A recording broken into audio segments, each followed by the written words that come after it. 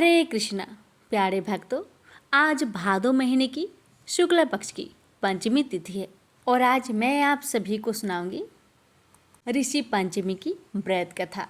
इस व्रत को करने और कथा सुनने से भक्तों की हर कष्ट दूर हो जाते हैं।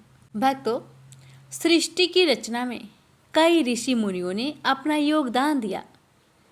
जब हम सृष्टि के विकास की बात करते हैं तो इसका अर्थ जीव जंतु या मानव की उत्पत्ति से होता है।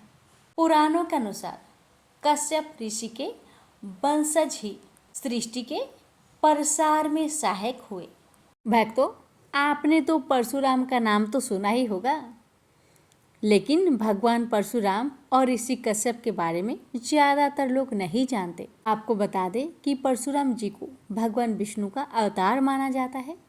इसके साथ ही कश्यप ऋषि एक वैदिक ऋषि है। इनकी गणना सप्त ऋषि गणों में की जाती है।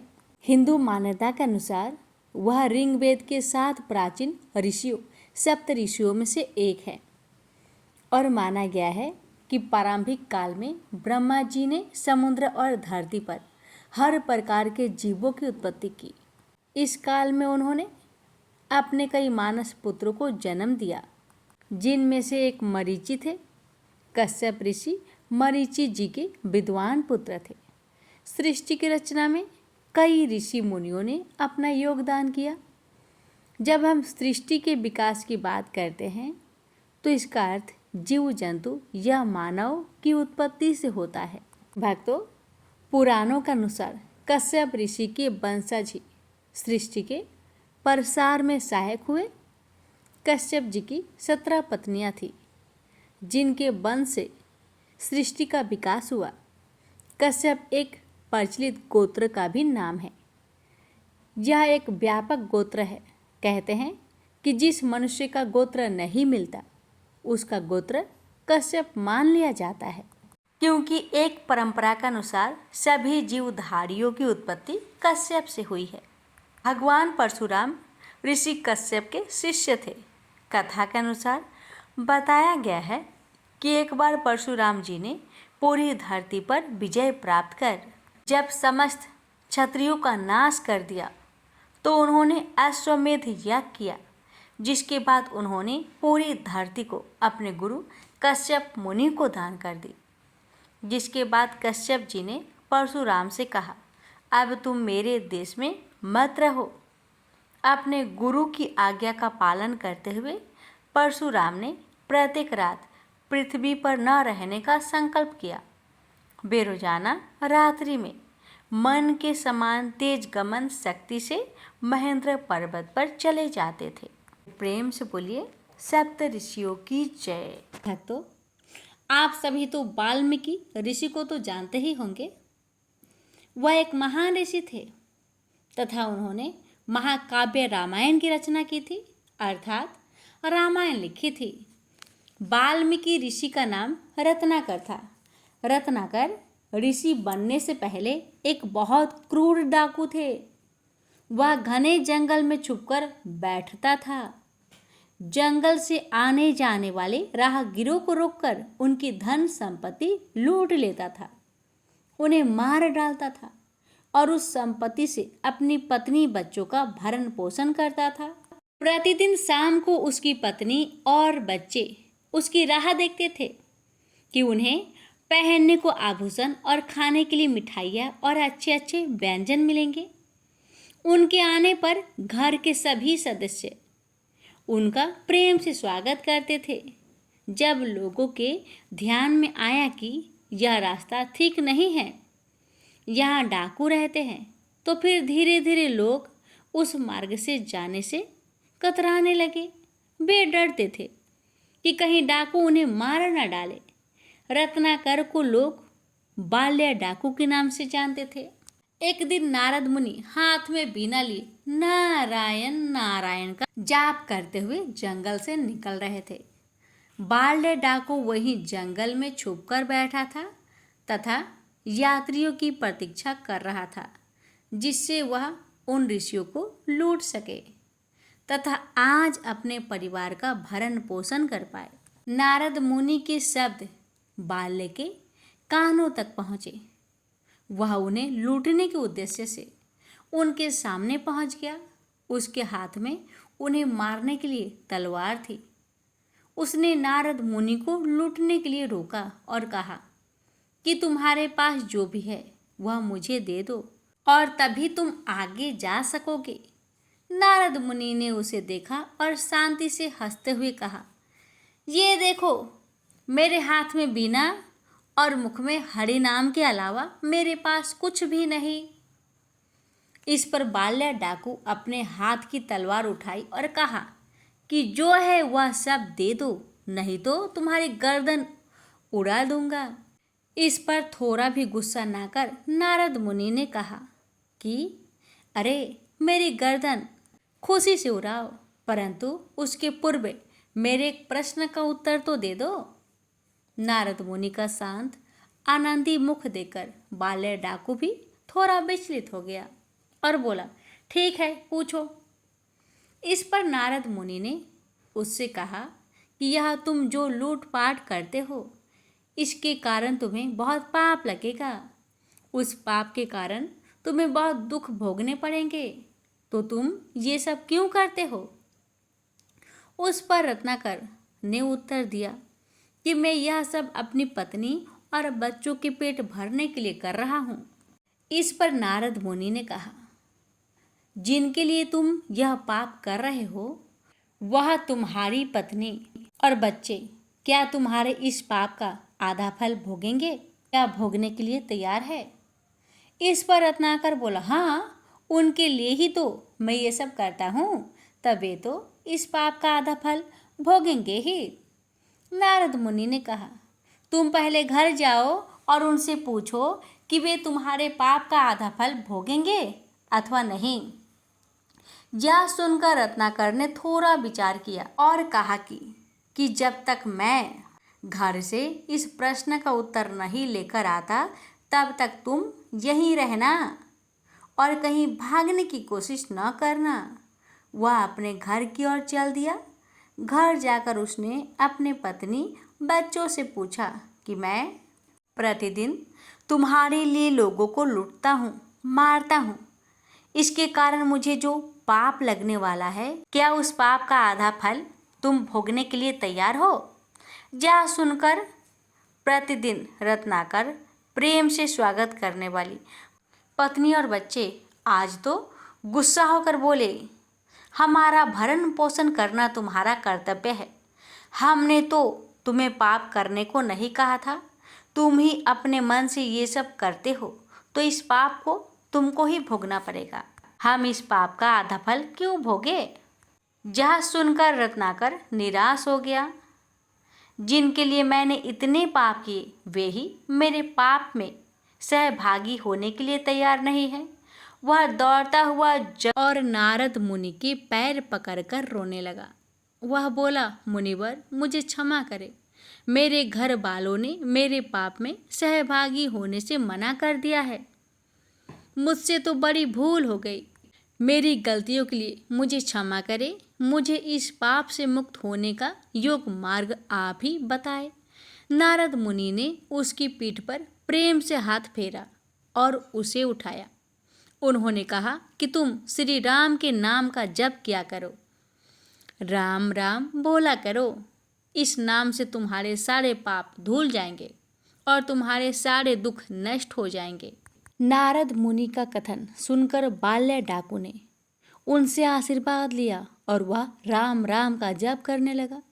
बाल्या डाकू ने इतने पाप किए थे कि वह प्रभु श्री राम का नाम भी ठीक से नहीं ले पा रहा था।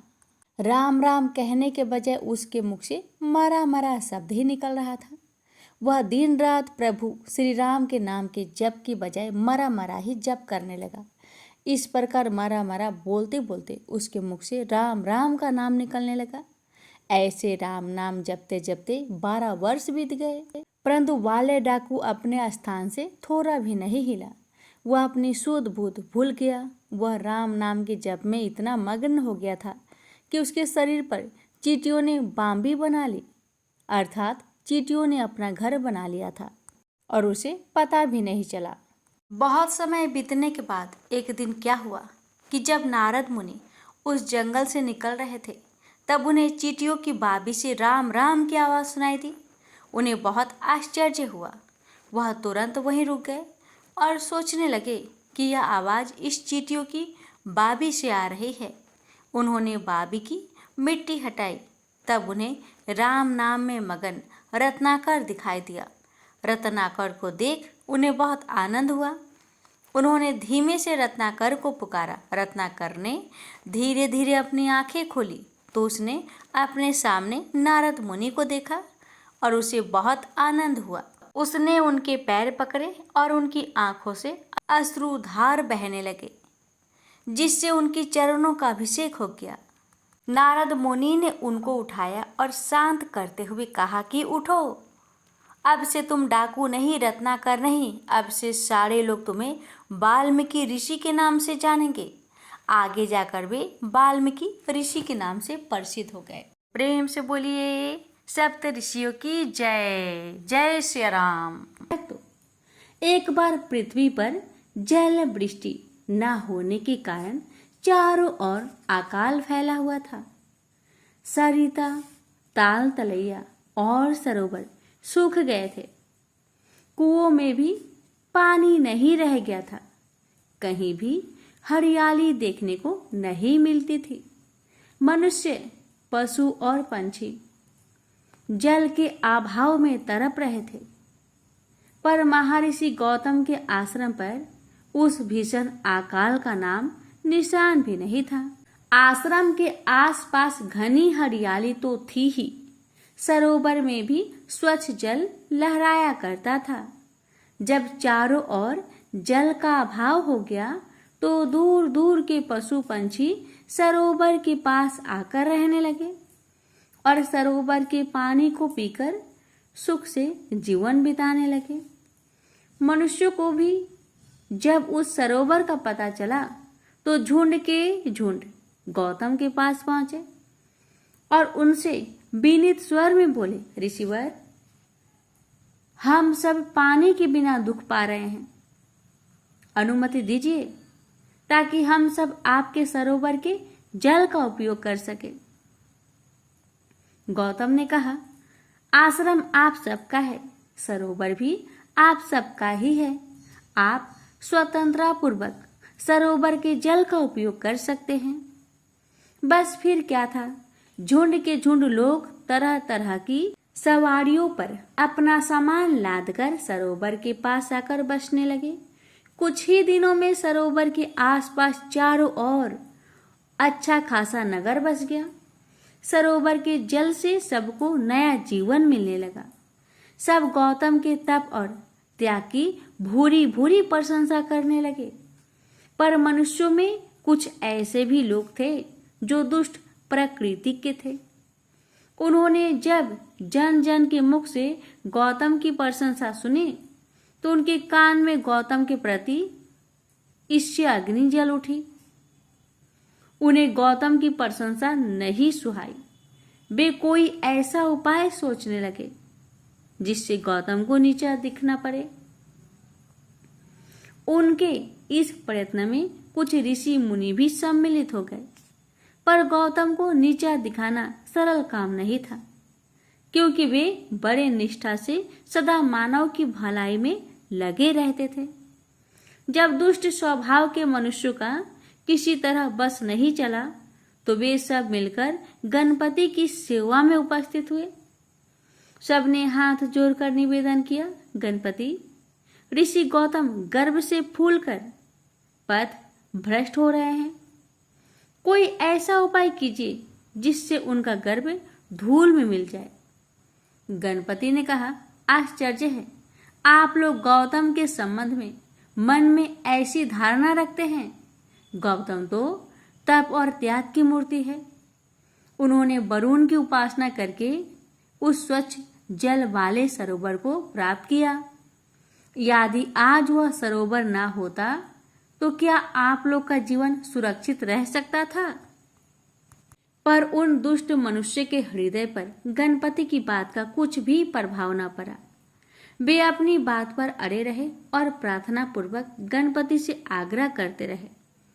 गणपति ने विवश होकर कहा, आप लोग नहीं मानते तो मैं कुछ करूंगा, लेकिन उससे आप लोग का ही अहित होगा।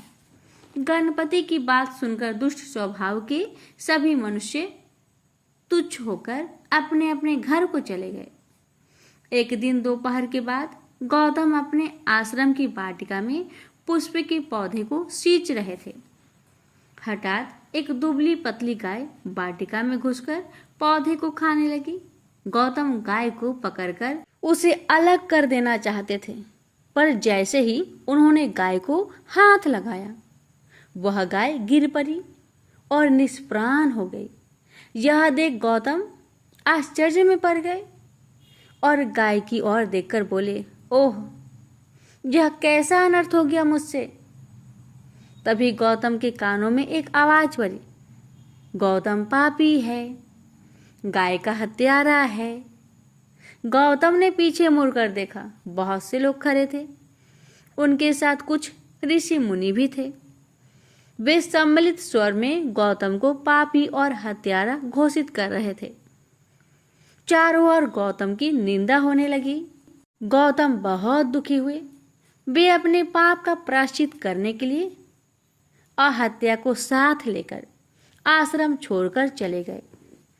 दुष्ट स्वभाव के मनुष्य बहुत खुश हुए। उनका मनचाहा पूरा हो गया था। गौतम एक वन में गए। वन के वृक्षों को काटकर उन्होंने एक कुटी बनाई और वहां रहकर तप करने लगे। अहत्या दिन रात उनकी सेवा में लगी रहती थी। तप करते हुए गौतम को बहुत दिन बीत गए। प्राय ऋषि मुनि भी वहां आया करते थे। उन्होंने गौतम से कहा, तब से गौ हत्या का पाप दूर नहीं होगा। यदि आप गौ हत्या के पाप से मुक्त होना चाहते हैं तो गंगा में स्नान कीजिए। पर गौतम गंगा में स्नान करे तो कैसे करे? गंगा तो वहां थी ही नहीं। गौतम गंगा को प्रकट करने के लिए भगवान शिव की आराधना करने लगे। गौतम के तप, त्याग और आराधना से भगवान शंकर प्रसन्न हुए। वे प्रकट होकर बोले, हे महामुने, मैं आपकी आराधना से प्रसन्न हूँ, बोलिए आपको क्या चाहिए। गौतम ने निवेदन किया, हे प्रभु, मुझे गौ हत्या का पाप लगा है, कृपा करके मुझे गंगा दीजिए। मैं गंगा में नहाकर पाप से मुक्त होना चाहता हूँ। भगवान शंकर मुस्कुराकर बोले, हे महामुने, आपको गौ हत्या का पाप नहीं लगा है, आपको छल का शिकार बनाया गया है।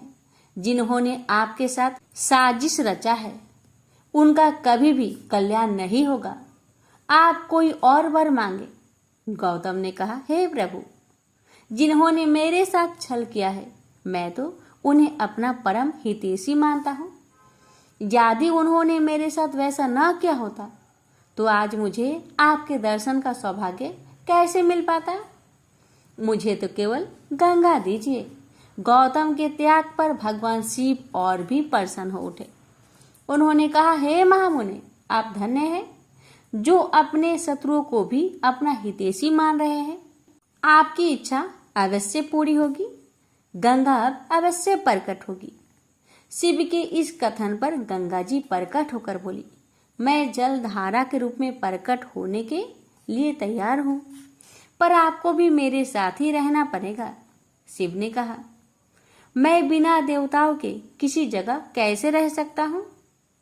गौतम ने हाथ जोड़कर निवेदन किया, प्रभु, आप देवाधिदेव हैं, आप जहाँ रहेंगे देवता भी वहीं रहेंगे। गौतम के कथन पर शिव मुस्कुरा उठे। उनकी मुस्कुराहट के साथ ही साथ देवता वहां उपस्थित होने लगे। देवताओं ने कहा, हम अवश्य यहाँ रहेंगे, प्रकृति के रूप में निवास करेंगे, भांति भांति के फूल बनकर खिलेंगे, हरी हरी फसलों के रूप में लहराएंगे और हरी तमा के रूप में चारों ओर छा जाएंगे।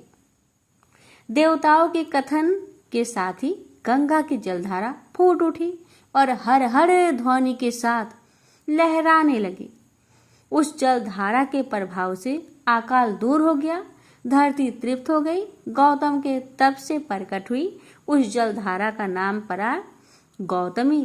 कालांतर में गौतमी ही गोदावरी बन गई। प्रेम से बोलिए हर हर महादेव। अब सुनेंगे ऋषि पंचमी की आरती। जय जय ऋषि राजा प्रभु, जय जय ऋषि राजा। देव समाज हत मुनि, कृति सुरगैया काजा। जय जय ऋषि राजा प्रभु, जय जय ऋषि राजा। जय जय दध्य गाथ वर्ण, भारद्वाज गौतम। जय श्रृंगी पराशर, अगस्त्य मुनि सत्तम। जय जय ऋषि राजा प्रभु, जय जय ऋषि राजा। वशिष्ठ विश्वामित्र गिर अत्रि, जय जय। कश्यप भृगु प्रभृति, जय कृति तप संचय। जय जय ऋषि राजा प्रभु, जय जय ऋषि राजा। वेद मंत्र धृष्टा बन, सबका भला किया।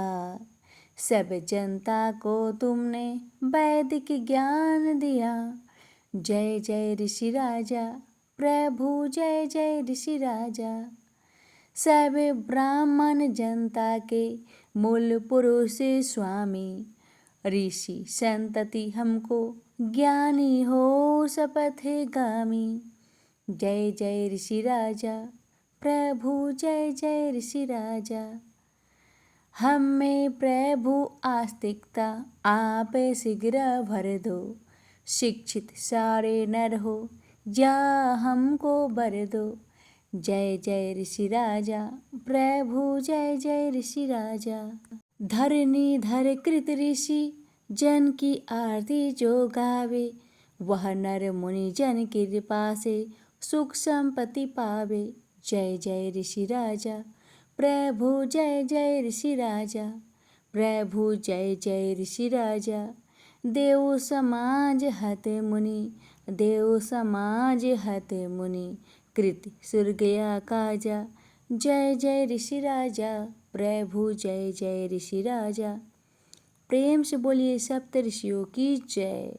भक्तों, कथा के अंत में क्षमा प्रार्थना अवश्य करें। क्षमा प्रार्थना इस प्रकार है।